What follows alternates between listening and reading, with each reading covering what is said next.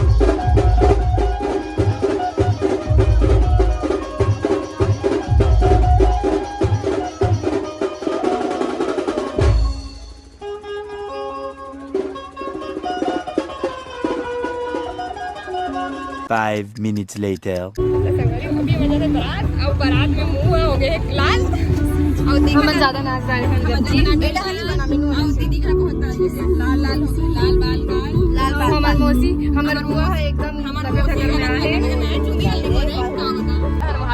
Zoom कर करके देखा देगा अब हमारे सचिन ड्राइवर सर अभी गाड़ी चलाते हैं। अभी थोड़ा बिजी है वो सामने में होते हमारे सेटअप जाते हैं। अभी हमारे नाच नचप ना जाबो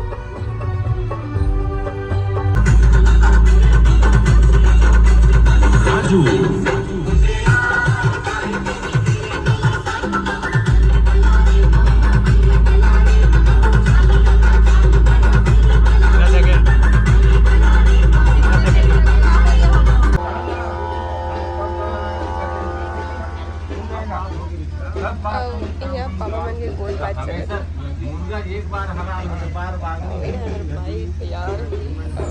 भाई के बारात आया ना भाई है एकदम परेशान हो गए और लकड़ा गए अभी और अभी आके हमने पेट करे बस